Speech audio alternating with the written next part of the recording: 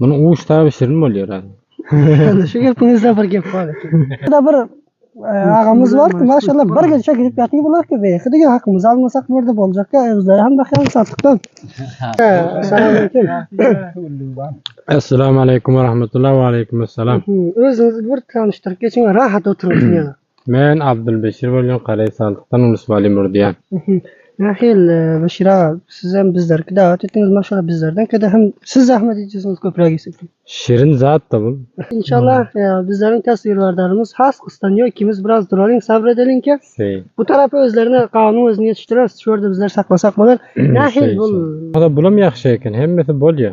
Bir de kesin tek bir dilim nahil. Nam xudomo nabat qo'shilmaydi, shakar qo'shilmaydi, asal qo'shilmaydi. Yarpsın siz alın, yarpsın men alayım. Yo'q. Buni uvush tabi shirin bo'lıyor hali. Shu gapingizda bir gap bor ekan. Uvush tabi. Yani bu tarafta suv gelip zo'ri ucunu urıyor. Ucu shirin bo'lıyor da buni. Uvush tarafı.